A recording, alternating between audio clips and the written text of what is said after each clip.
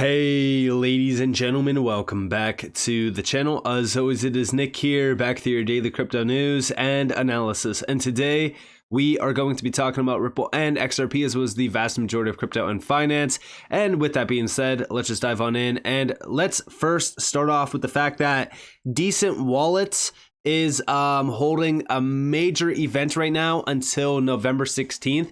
If you purchase a DCENT wallet, I'm going to drop a link down in the description below, as well as in the comments below.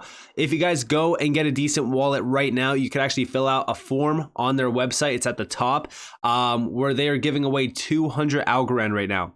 And as you guys are all aware, if Algorand does make it back to $1 plus, the all-time high was nearly $3.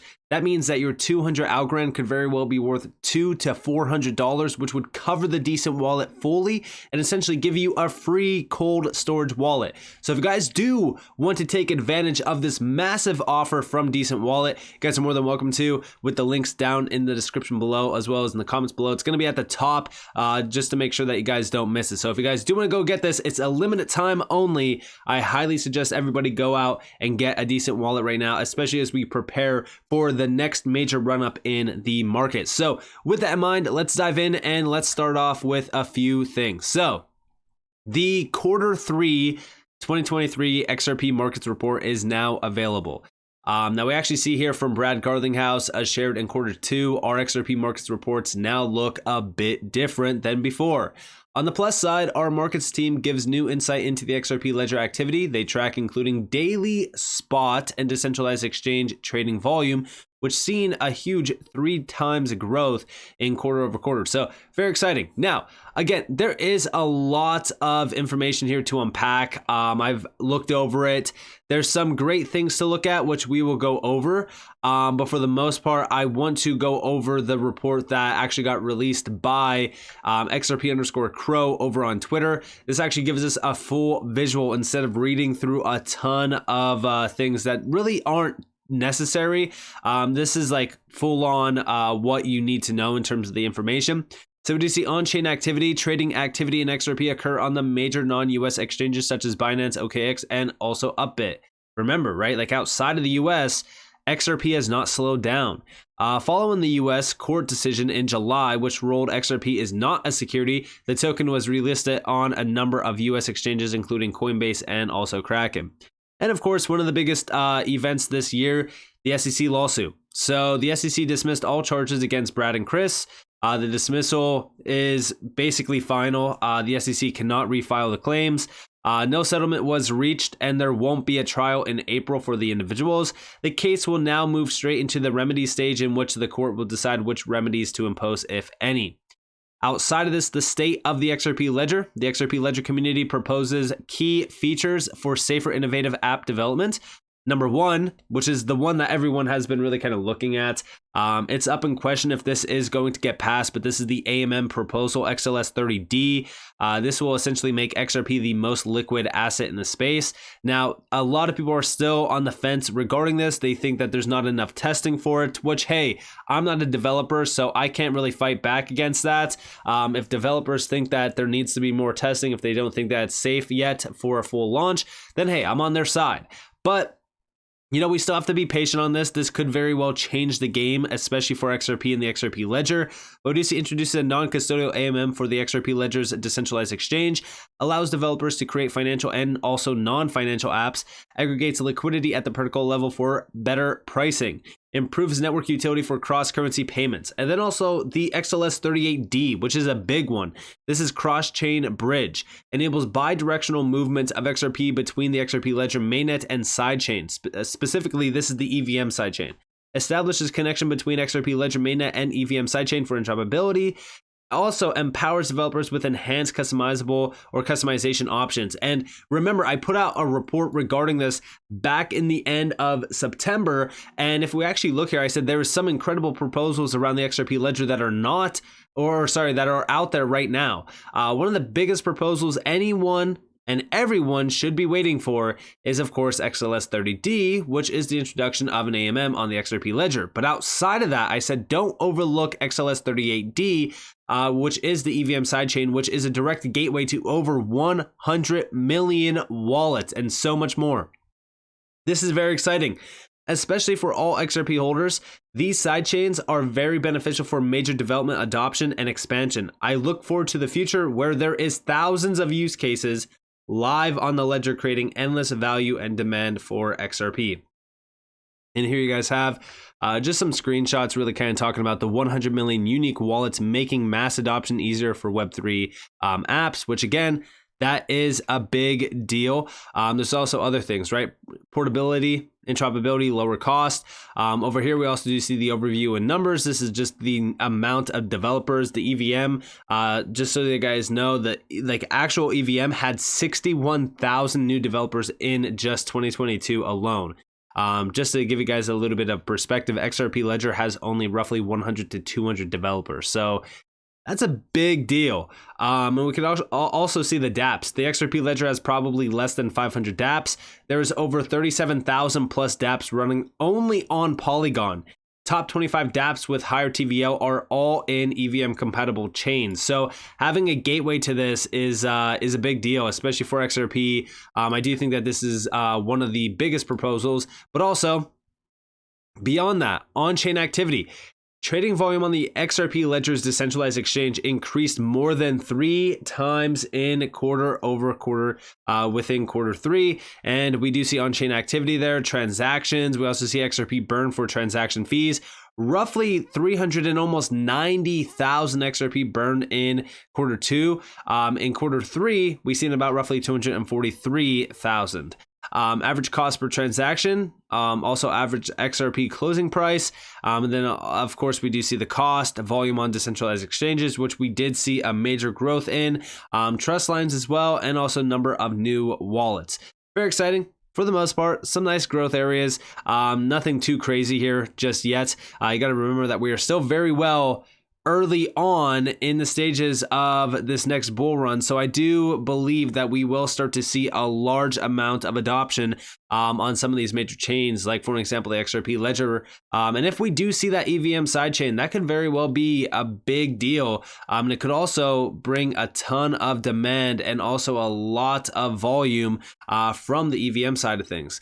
But also outside of this, we just recently seen, so shout out to XRP drops. This is from October 5th. We do see 1st August of 2022, change of name, Ripple Markets UK Ltd.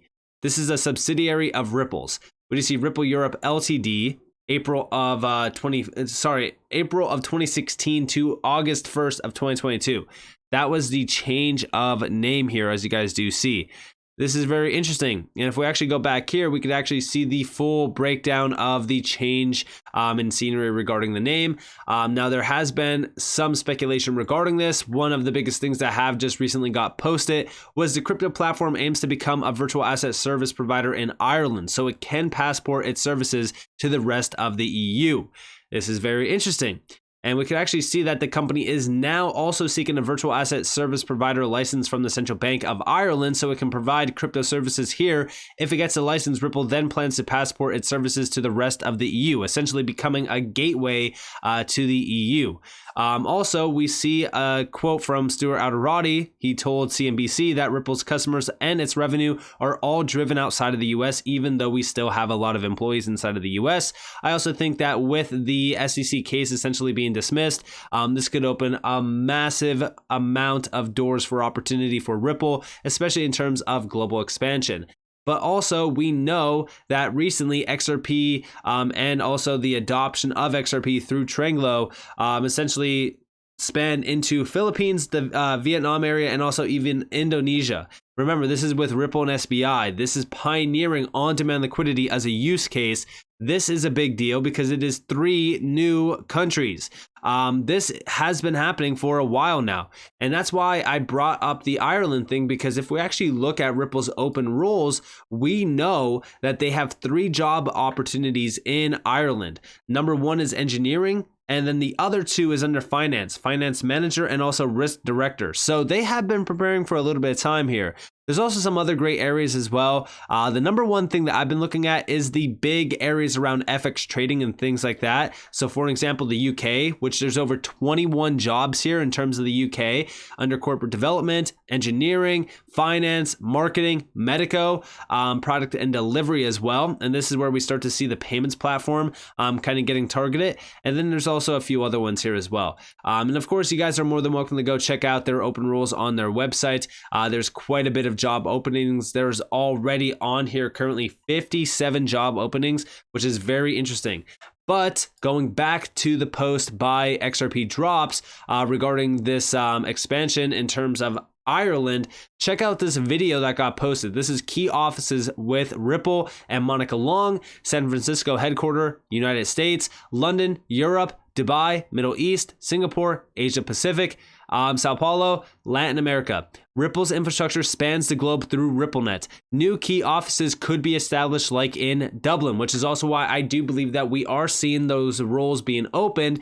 But also shout out to Anderson for this. But you see, since the UK left the EU, you do not have access to the EU single market anymore through London. Therefore, Ripple opened an office in Dublin to passport its services throughout the EU. This coincides with MiCA becoming law. A lot of businesses in EU have offices in Ireland because of taxes. And here we have crypto startup Ripple is seeking a license in Ireland to drive the EU expansion, which is why I brought up this screenshot of this. But also, we know that Ripple has become a pioneer even in Singapore with their license regarding payments, but they continue to literally expand globally. Like, I want you all to understand that we are seeing a global takeover in terms of the financial space with Ripple, and we have been seeing that for well over a decade. But check out this video real quick regarding the infrastructure. Regulations tailored to crypto companies. Is that where you're looking to put more of your operations going forward? Absolutely. So our large hub offices, of course, we have a presence in the US, but our presence in London has grown significantly over the years. That office has more than doubled in size, and we have a pretty large footprint in terms of our customer base throughout Europe and the Middle East. Dubai is another key office for us, as well as Singapore.